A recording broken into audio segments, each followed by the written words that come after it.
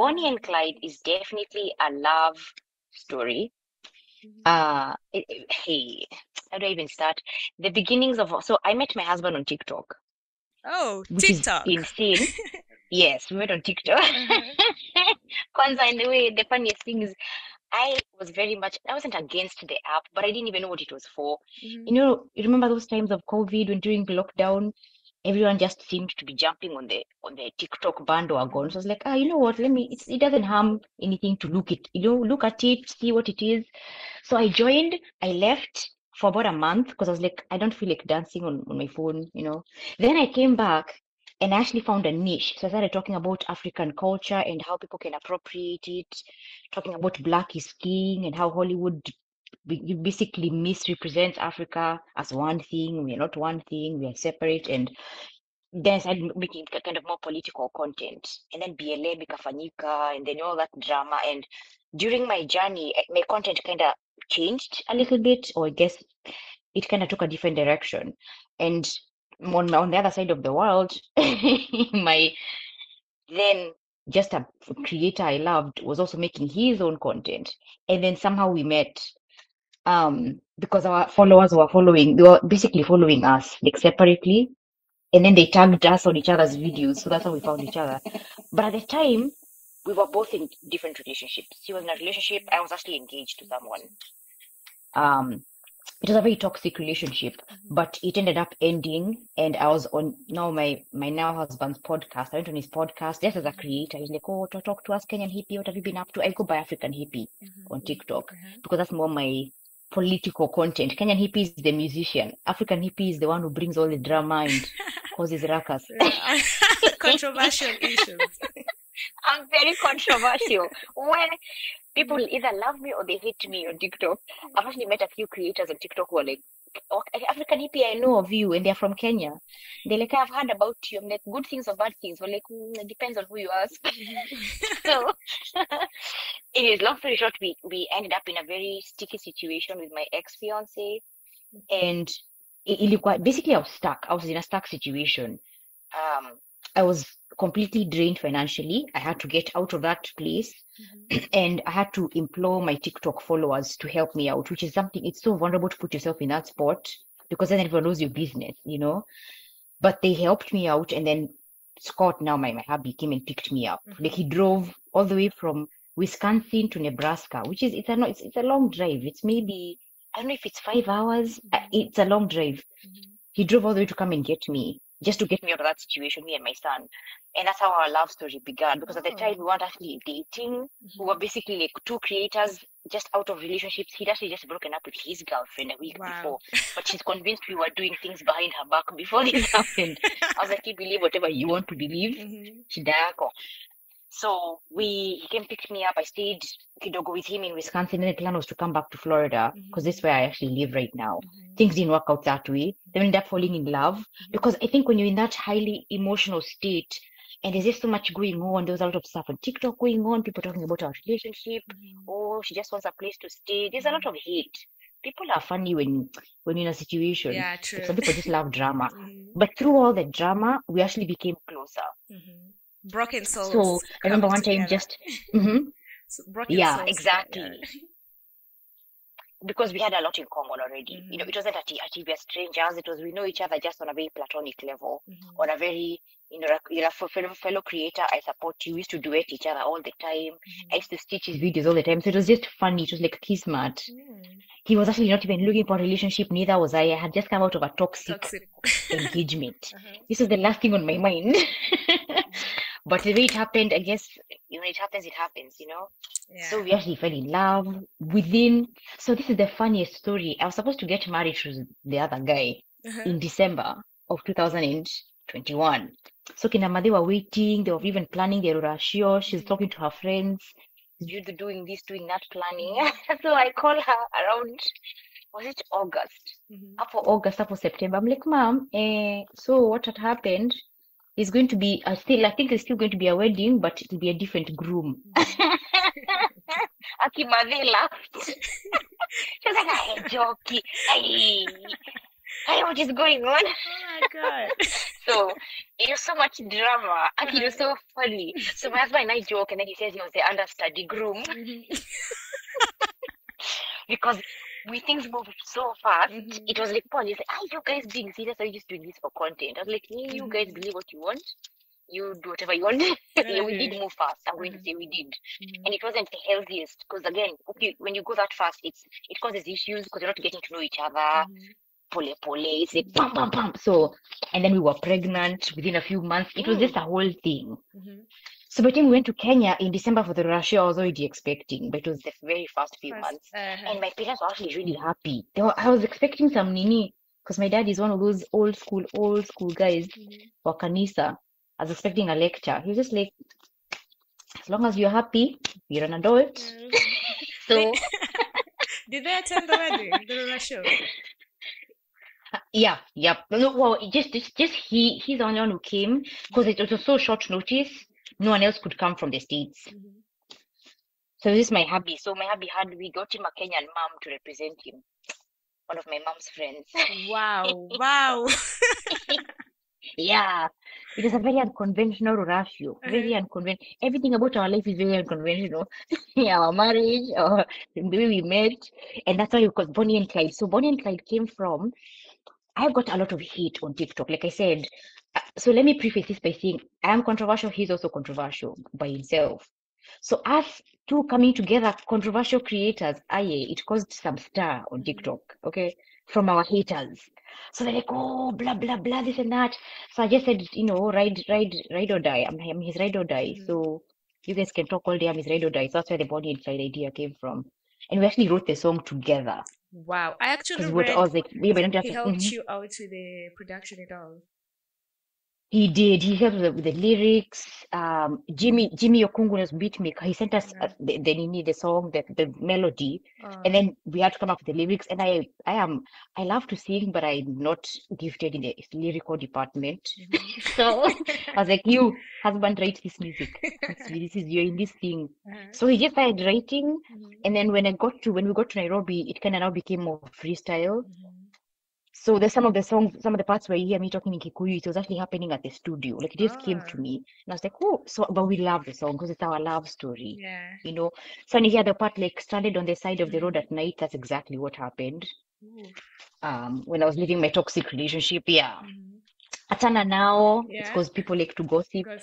It's very much our love story, So then we got married in December 2021, and we'll be celebrating 3 years this December. Wow, that's so awesome! Like, that's awesome. Thank you. So, beat maker. So he's your producer. Like, did you know each other before or after you guys got together? Oh my! So with Jimmy. So actually, Jimmy found me on Facebook. I don't even know how he found me. So I've been through it, Jackie. So around 2018, 2019 over there, I was going through a separation from my ex-husband. So I've been married before. And I was just finding myself, which is when the Okena came up. I was finding myself again because I'd lost my hobbies. I stopped pursuing my passions. I stopped singing. I stopped playing the piano. I just kind of lost my identity, essentially. So I started finding myself. So what I started doing cover songs. I would find a song on YouTube, instrumentals, and I sing along. I used to post it on my Facebook page, but on public view. So anyone could see them. I think that's how Jimmy found me. Wow. So one random day in, I think 2020, maybe 2019, I don't even remember. It's been so long. I'm gonna have to go on the messages and try to find. He just says, hey, Wakenya, I'm a producer in Kenya and I would like to work with you. And I'm like, He goes like, oh, I think you have it in you to create your own music. I was like, are you sure? Because I would never have thought I would be in music. I'm a singer. What do you mean? For real? I'm an amateur musician who does other people's music. Yeah. Oh, you're doing covers. I was doing covers. Yeah, that's all I was doing. That's all I was doing all day. And I'm happy to do them because I can mimic the musicians, you know? I don't have to do any work. Jimmy was like, no, I think you can do your own music. Also, at the time, I was doing a tattoo competition. It's like it's called Inked magazine. It's really huge in the States, and they had a cover model competition, which is honestly it's rigged, which I knew that because these things, by the time they're running the competition, they already know who's going to win. They just want participation and clout and all that. But I already knew that. I just didn't care.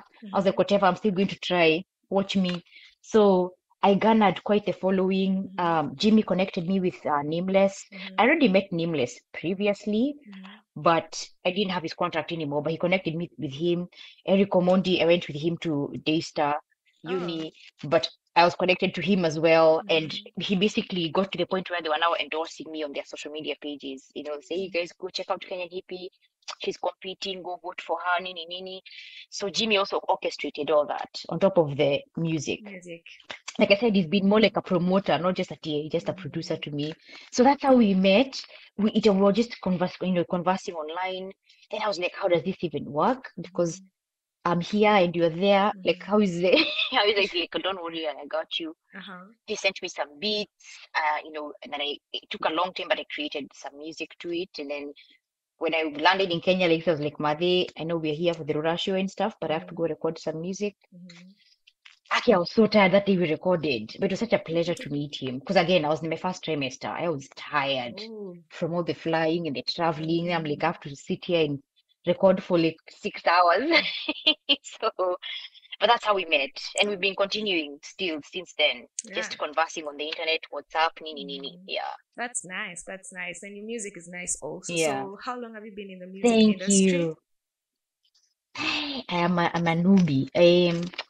I guess technically 2021, December until now, because that's the first when I recorded my first single. Your first single. So I think I would say, yeah.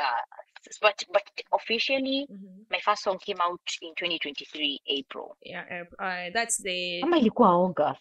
No, April. That's Diko ya Wakenya. Yeah. Yeah, either April or August, I've forgotten. But Diko ya Wakenya, that's when it came out. So I guess officially, that's when I would say my journey as a musician started yeah. Officially, but the behind the scenes was happening way before that. Oh, nice. So you categorize your music as Afropop, electronic dance, and R&B. Why such a genre? Yes. Why that? Because it's neither here nor there. Okay, so what I mean by that, it's a very unique genre in and of itself, because Jimmy made it very clear to me he doesn't want me to sound like anyone else. He's like, okay, so no hate at all, because I love her music. But Nikita Kering, when I listen to her music, which is beautiful and her voice is really angelic, it makes me think of another musician. It makes me think of either Alicia Keys or like it'll make you think of someone else, because and she even said that's where she draws her inspiration from. Yeah. The Western I told that culture. to Jimmy, was like, that's exactly what I don't want you to do. Exactly. It's exactly. So he said, no, you're going to sound like Kenyan Hippie. You're going to sound like Wakenya. I don't want people to listen and go, oh my God, she sounds like, she's like, no. So he made this plan of, I'm going to make you beats that are unique. You're going to really, really lean on your Kenyan roots. So lean on you, because my audience is white, right? My African Hippie audience is very much mostly Americans. And some other countries, but mostly Americans. And my Kenyan Hippie audience is a mixture of Kenyans and Americans and who God knows who else. So he said, we need to appeal to both audiences. So make sure you mix some Kiswahili in there, some Kikuyu even, and English, so that we can make it sound amazing and unique. So that's why it is such a kind of weird.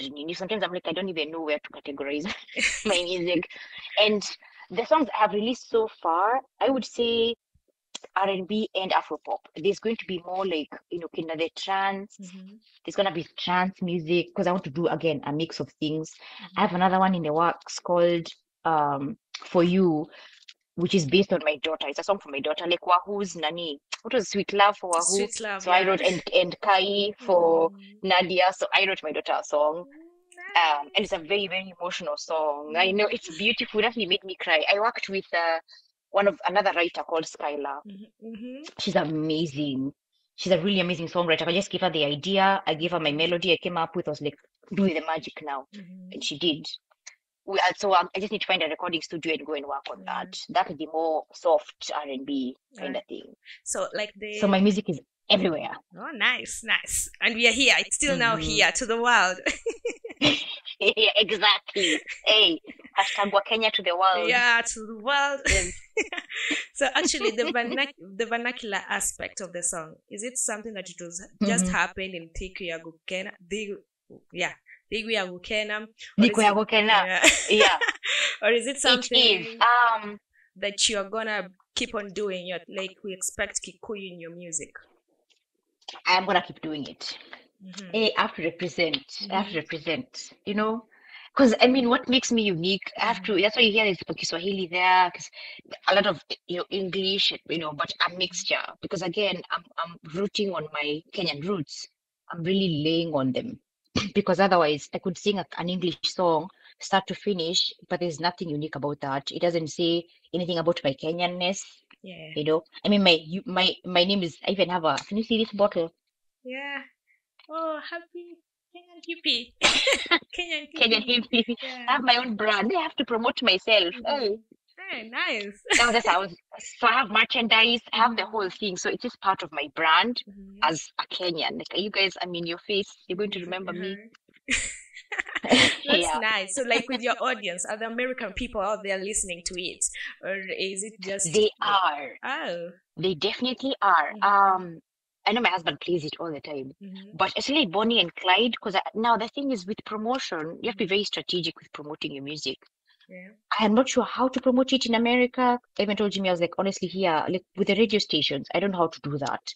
I don't have the connections. I mean, I can try to send it in and see what happens. Right? Just what like what is there to lose. Yeah. But as far as online goes, my friends, my followers have listened to it. They said they loved it. Like, oh, I didn't understand this and this part, but it sounds really nice. So, yeah, but that's most of the crowd I've heard from the American crowd. They seem to love it. Jimmy did say he played it for a few people in Kenya, like a test crowd. He said they loved it without even knowing he produced it. So I was like, that's good feedback. Yeah, and actually, what you said about Nikita is right, because she dropped a single. I think you've heard it tonight by Lil Minor, and people are saying we're hating on it. Kenyans are haters, like original haters. Kenyans are yeah, I know. Yeah, they hated on it. They say that she's copying the Western culture. So anyway, all the best to her. Exactly. So yeah. I love her voice. It's just the sense of uniqueness that needs to be there, And even people like Sauti Sol, you can hear their music, you can tell it's them before they utter one word comes out, it's their music. Yeah. This is Sauti Sol. That's another thing Jimmy wants me to avoid. He's like, it's going to be your music. It can have a signature, that's fine. Yeah. But people shouldn't be listening and then they're like, it sounds like the other song, but it's kind of different, but it's kind of the same. So because people get bored anyway. Exactly. So when are we getting our album? Oi. Someday. So the reason I'm not committing to a timeline, one thing I didn't realize going into this thing of being a musician, is the implications. Where, what are you? Where? Just like, okay, so before, because I'm one of those paranoid people, and paranoia is good sometimes when you're an artist, because your work can get stolen like that. So before I release any music, I have to copyright it, even in the States. Copywriting by itself costs $50, which is like, how much is $50? Like a little bit over 5,000 per song, just to copyright. Then I always send Jimmy something, because he never like tells me, oh, it costs you this much. I just send him some money when we work on a song. Exactly. Then there's a promotional tunes, because I want to boost my posts, they can reach more people. Wow. Then you have the studio time. So luckily I've not yet gone to a studio here, but studios here are not cheap at all, and they charge you at a 2-hour minimum. 2-hour minimum. That's why 2-hour minimum. Yeah, that's how they make their money. So instead of paying $40 or $50 for an hour, you're going to be paying $100. Wow. Just to record your music. Yeah, and they're not even mixing and producing, they're just recording, and that's it. You need baby steps. So it's a whole thing, baby steps. And then also I'm a mom. Yeah, I'm a businesswoman. Like I run my own business, what I do for work. I barely have time to breathe. So so just between all that, I'm stretched so thin, but this is such a passion project for me. I'm just kind of doing it pole. So I'm like, in the meantime, I'm just going to drop here, drop there, drop a single here. But take your time, as long as they're good. Yeah. Exactly. Yes. Yes. No trying at half-baked things, no. Yeah. So since you're a multi-talented girl, so I just started with the music part because it's a New Music Friday show. So I want to go to the political Yeah. part of you being an activist. Like, Ooh. serious? And I want to play You know, you, call myself. actually. I want to play Uh-huh. you some Uh-huh. video I came across on YouTube. Yours, actually. Okay. I just want you to Mhm. listen to it and just we discuss it a little bit. Okay. Can you hear it? No, not yet.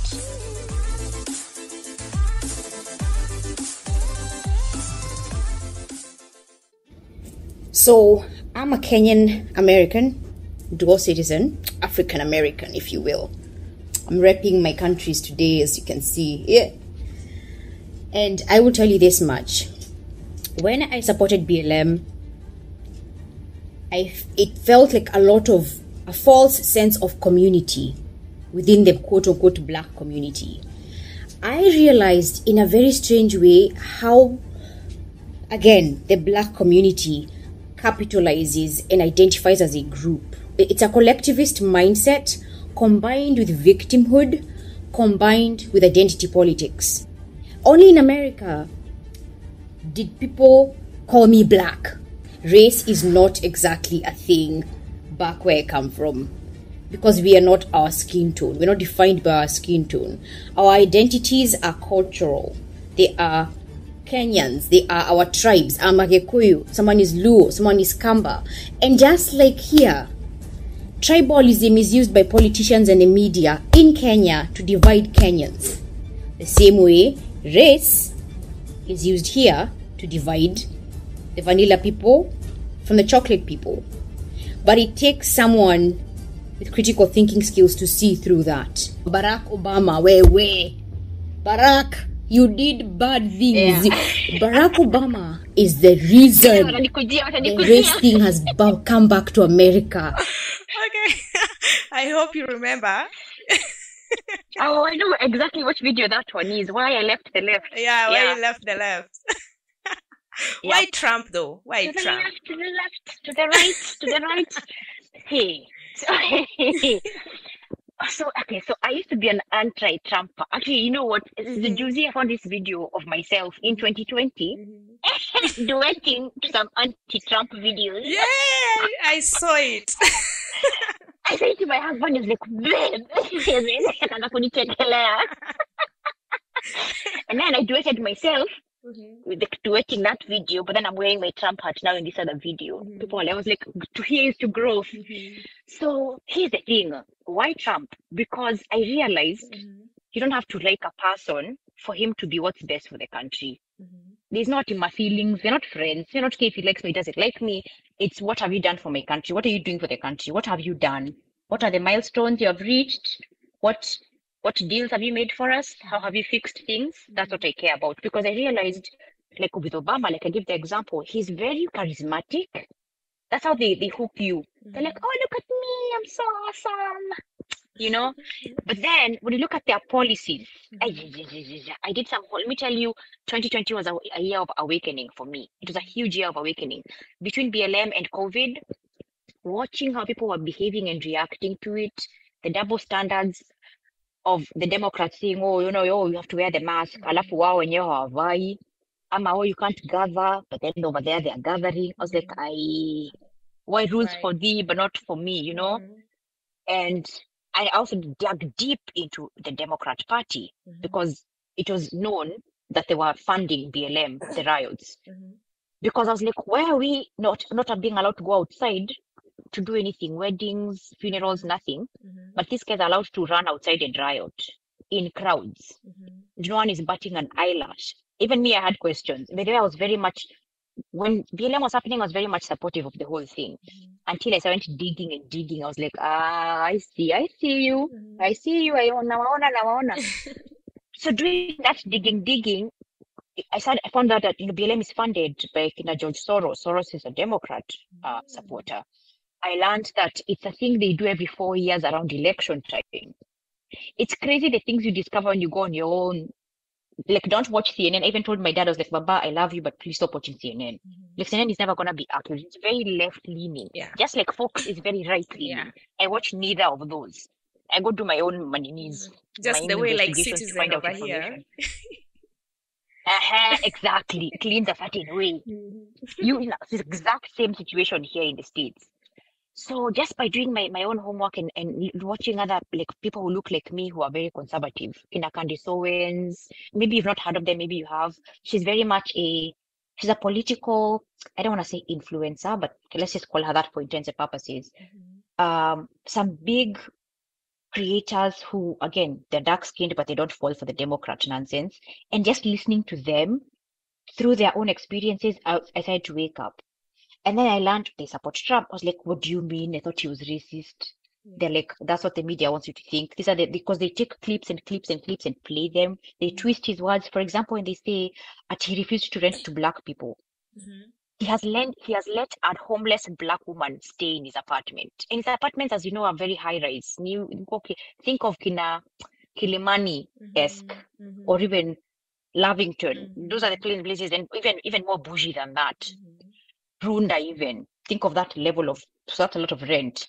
And it doesn't matter what skin tone you are, if you can't afford, you can't afford. Yeah, period. So because he was denying, because it's even his dad himself was I think he was a bit racist, because even Trump was like, no, we're gonna remove those policies. No more discriminating on skin tone. Someone can afford to anaingia kwa apartment. It's almost like he's suffering for his own father's mistakes. But every time you hear he always racist, I'm like, where? Show me proof. If you watch him back then, before he ran for presidency, before he ran for the Republican ticket, he was so close to celebrities like Kina Oprah Winfrey, Kina Mike Tyson, the boxer, although he's still a nice guy. Even Whoopi Goldberg, who is so vocal about how much she hates him and how Omeshikana even said, I love you. These are videos I have found online. I'm like, so what changed? You people all loved him and he was not racist until boom, he ran on a Republican ticket. All of a sudden he became racist. So having seen those things and having seen the kind of things he did for this country, and then of course Biden akaingia karibu kila kitu tena. The inflation is all through the roof. Ukraine was invaded. It was just a whole thing. And so looking at his policies, I decided I'm going to do this. I'm going to support him. He's the best candidate. Because I'm not a Republican, but I vote Republican. Because they're the two major parties. Anything, I think, katikati, I feel like itapotelea too. It's like a lost vote, so to speak. So that's why. And I'm just now more outspoken about it than I was in 2020. Because I did vote for him in 2020. I was just more near Maji because I knew what was going to happen if I went announcing myself. But now I don't even care anymore. I wear the hat very proudly. I wear it to the gym. I'm like, mtaniangalia vibaya, I get some smiles here and there, and I get some other looks. I just don't care. That's why. But I feel like Trump, and what about his cases? He has had so many sexual cases. He's had cases, but they don't stick for a reason. Okay. If you have to sign an NDA for something, you're the one who signed the NDA. Shida yako. You signed it. Whatever happened between you, that's your manenos. I'm not saying he's the most moral character, which is again why I'm saying I don't have to like him. Or actually he's not a pastor, he's not a preacher, because I know pastors who are wolf in sheep's skin too. You know what I'm saying? So is he the most upright, morally perfect nini? He's not. But neither is Biden or anyone else. Kila mtu akona skeletons kwa closet, they're just not exposed and basically used against them for political gain. Yeah. And especially when they tried the assassination attempt. That's still the deal for me. I mean, neither I was going to vote for him, but that opened my eyes to the fact that they're going to go as far as they can to try to really take him out of the race. Yeah. So, how long have you stayed in America actually? Because you are dominant in this American politics. I am. I've learned a lot. 11 years. I've been here 11 years. Although politically, again, I started becoming more outspoken right after I got my citizenship in 2019. I was still Maji because I was still a Democrat. I still believed the nonsense they were putting in my ears without doing my own homework because I was, again, very apolitical. I've never been a political person. Mother looks at me, she's like, what happened to you? I don't worry, Mom, I woke up. That's what happened. I became a mother and I'm seeing what they're doing to our children in school and I woke up. That's why. So around 2020, then I became super passionate about politics. Yeah, so it's been about 4 years of my political journey. And of course, I've created a lot of enemies, as you can imagine. Yeah, it's so because easy. and you When you say something talk they don't want without to hear. filters. You tell the truth. Maze, I was telling the black to hear, Nini, you're not oppressed. You just like to pretend you're victims. What's in you to complain?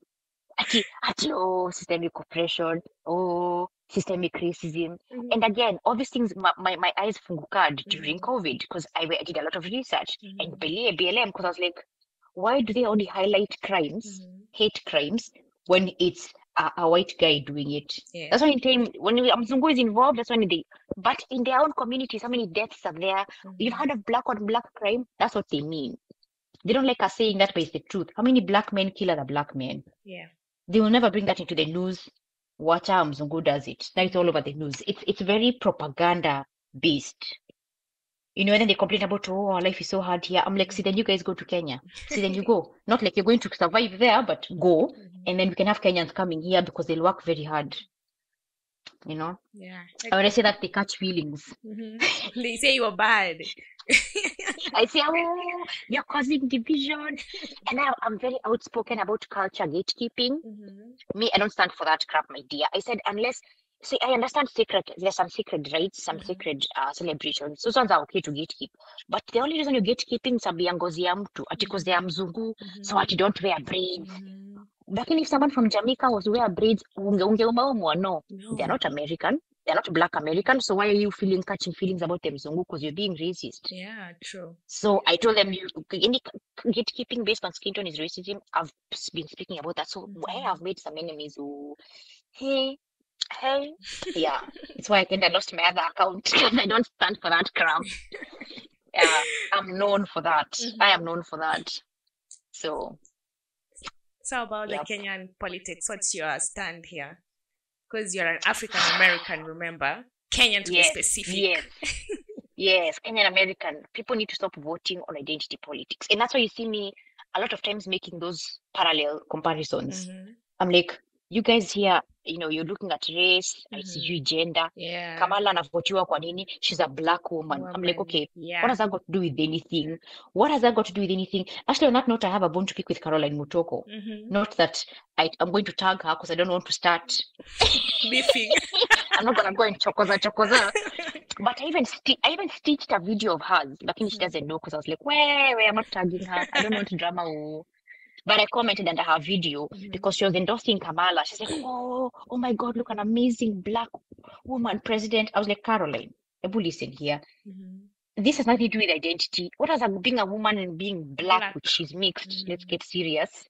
She's half black, if you're gonna get technical. What has that got to do with running a country? Nothing. Unamsifu tu sababu she's black American and she's a woman. Yai. I was like, these are the same nonsense. Kenyans are voting for someone ati hii ni kabila yetu. Sijui this guy likes our kabila, we're in the same area. Where has that taken us so far? Ruto is a disaster, complete utter disaster. He's a dictator.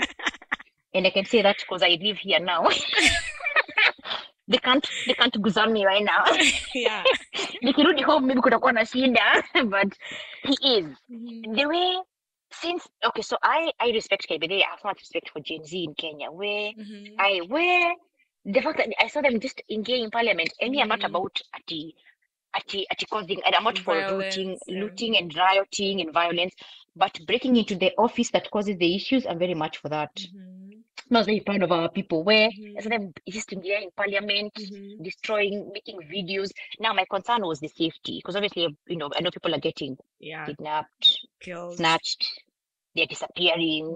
And I've honestly been using that stuff about, you know, reject the bill, not selling Americans. You people, do you see what I'm telling you about being spoiled? This is what I'm talking about.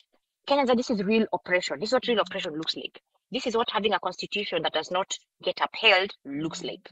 Uku, our constitution says freedom of speech. No one can tell you nothing about ati ulisema. It's in the constitution. The only difference is it's enforced.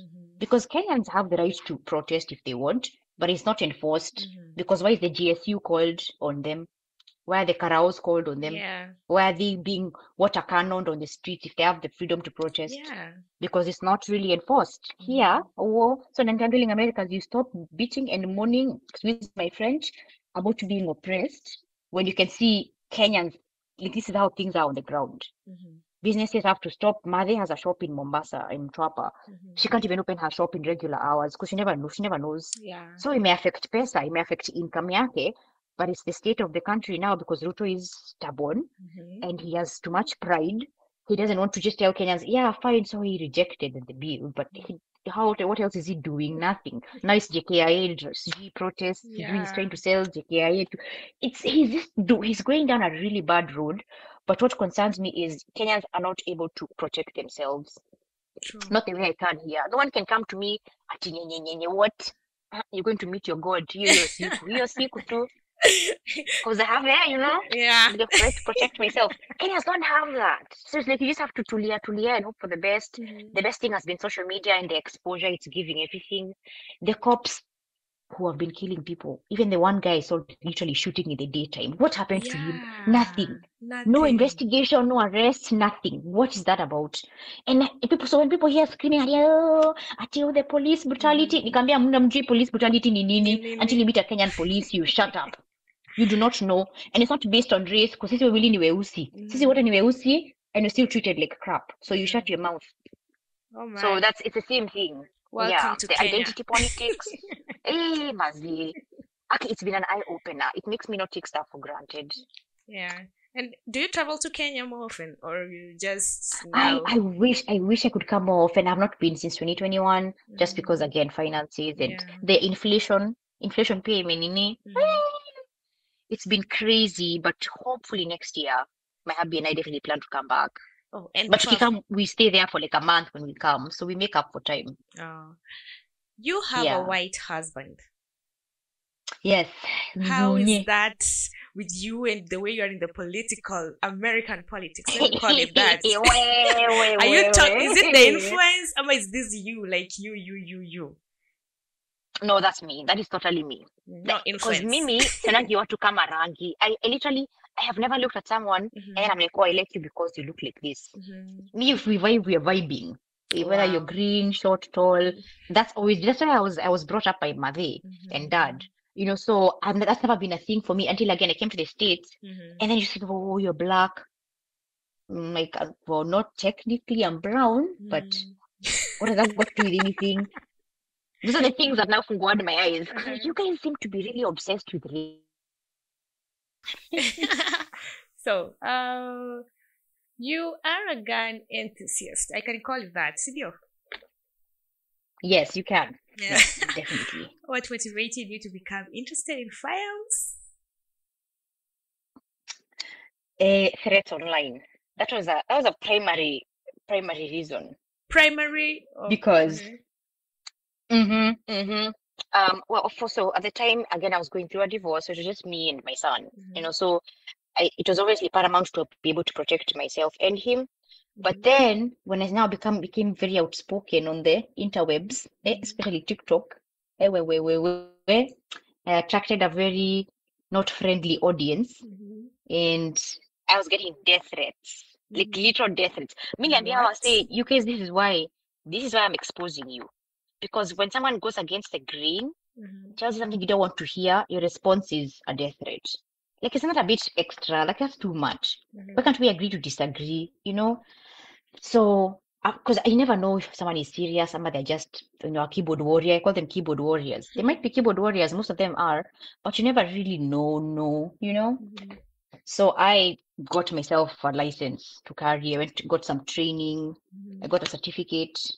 That was back and then I started collecting pew-pews. No. Oh, no. This was here. Oh, okay. This was here. This has never happened in Kenya. Yeah, this was 2020-ish. Like I said, it was a year of awakening for me. COVID year. So, and then I learned, okay, COVID year, Mazi. COVID year changed a lot for me. Craziness. So I just started kind of learning, because I've always been afraid of them. Who isn't afraid of them? You're going to be afraid of them until you learn how to handle them and how to appreciate their danger and how strong they can be as a tool or a weapon, So I just went and got my training. I would go every 2 weeks. I would go to the range and just practice. I started collecting them pole. And then, I was a little richer then. Then the economy was doing better a little bit.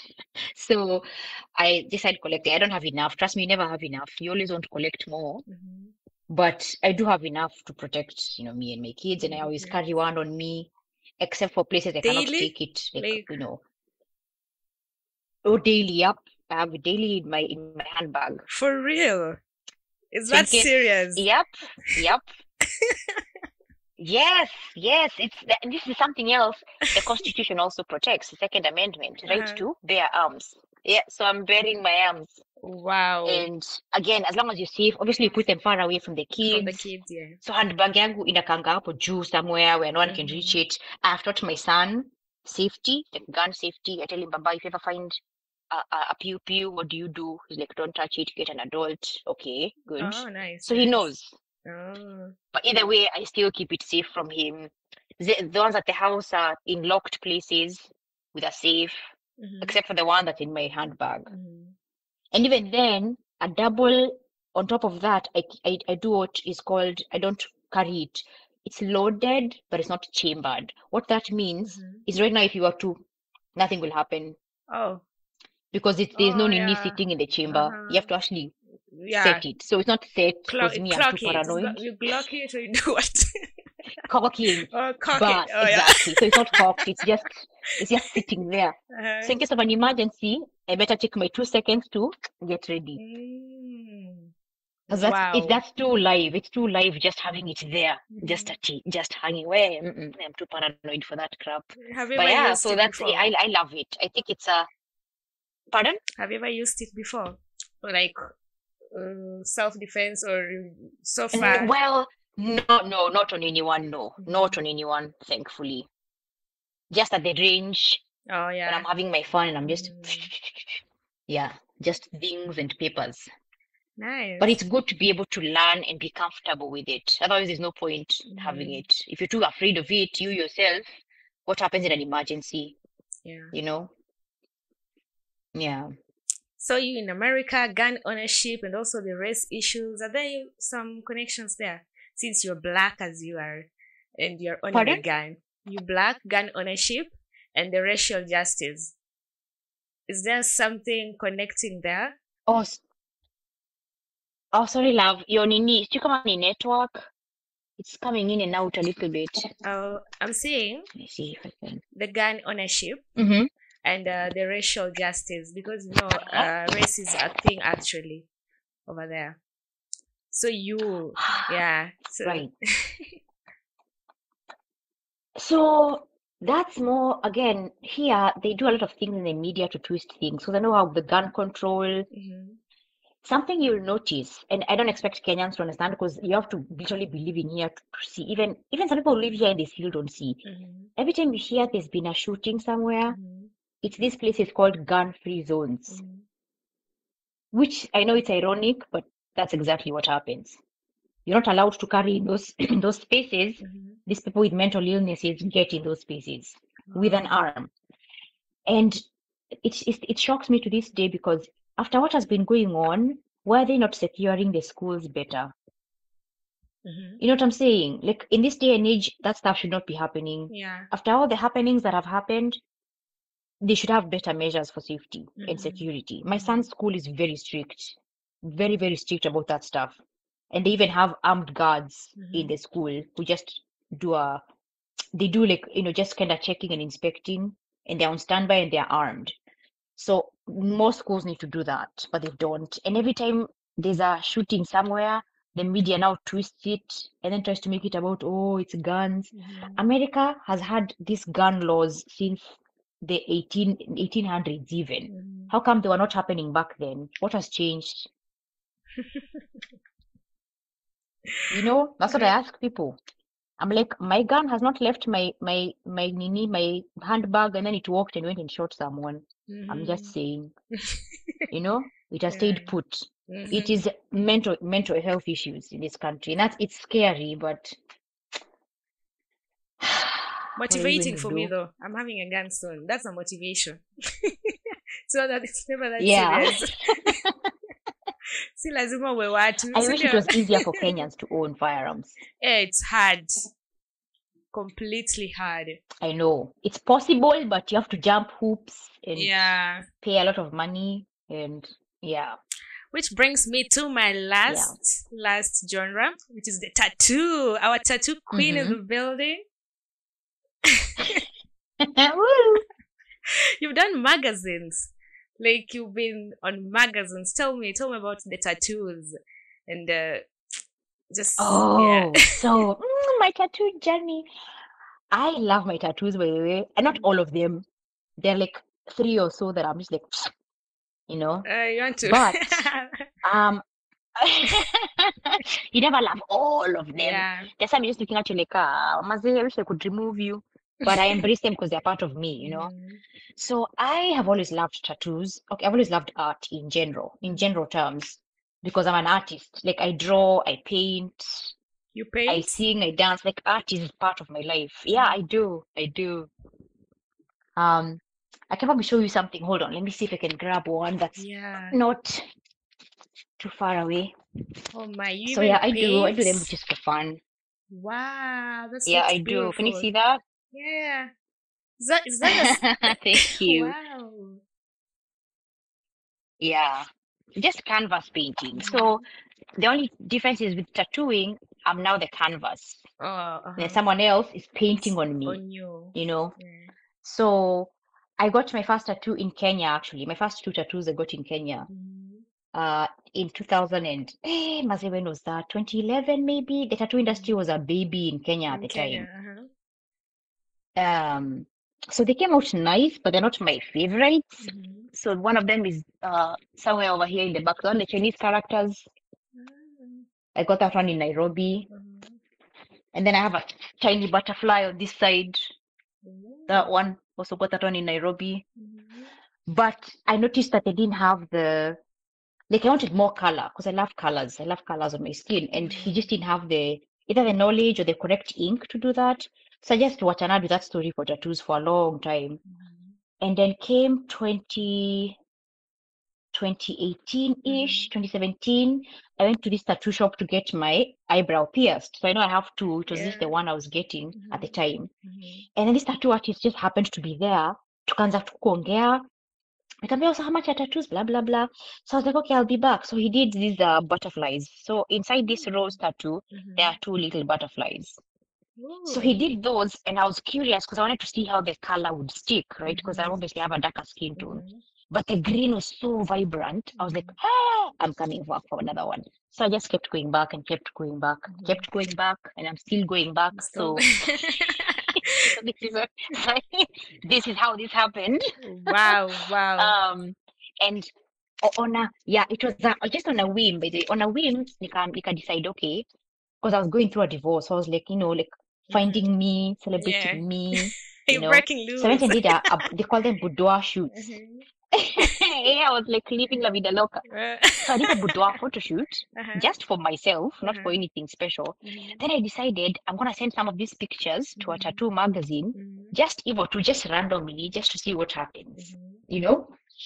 Then the tattoo magazine editor calls me. His name is Steve Azara. He passed on. He's in New York. He was in New York, living in New York at the time. He says, hey, I really love your pictures, but this woman did not do you justice. This is the photographer. Nikamwambia, what do you mean? Nikamwambia, you have so much more potential, and I just feel like she rushed through. Would you mind coming to New York for a photo shoot? I was like, no, stop. He's like, yeah, I'm serious. And this is a guy, I didn't know who he was at the time. I just researched him. I found out he was a celebrity photographer. Like, he used to photograph Kina NSYNC, Kina Chaka Khan. That's who he's worked with. So I was like, why? And you want little old me to come? Okay. So we organized, we planned. I went to New York in October 2019. I did a proper photo shoot with him. Pictures I love. And then he put me in his magazine. Wow. So since that time, I was like, you know what? I'm going to work with different photographers. We don't pay each other. We do what's called a TPF, so time for pay. So he takes photos of you. He uses your photos in his portfolio. Then you use his photos in your portfolio. You just give him credit when you post them. So kind of like an expo. Do good vibes. So let's listen to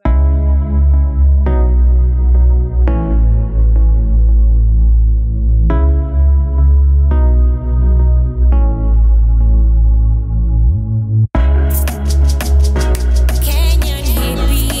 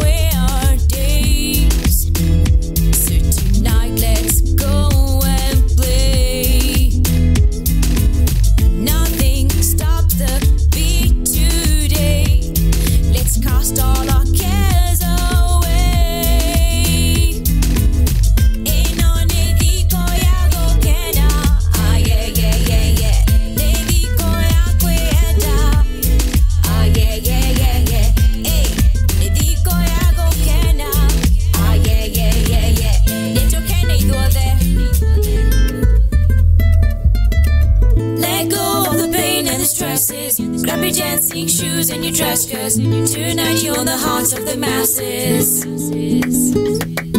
Let go of the pain and the stresses. Grab your dancing shoes and your dress, cause amo benedico yaku. Stand tall and shine your crown. No one is slowing this queen down. Just let go, just be, let yourself free. Be free.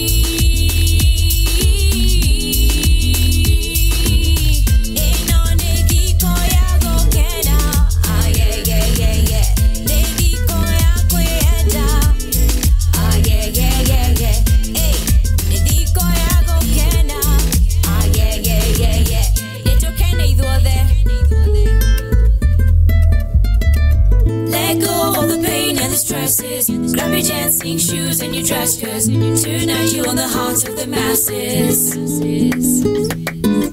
Let go of the pain and the stresses. Grab your dancing shoes and your dress, cause amo benedico yaku. Gotire mojo getawe. Stand tall in your truth, live your dream. Unstoppable, unbreakable. You're a queen, so you can dream. Let go of the pain and the stresses. Grab your dancing shoes and your dress, cause tonight you're on the hearts of the masses. Let go of the pain and the stresses. Grab your dancing shoes and your dress, cause amo benedico yaku.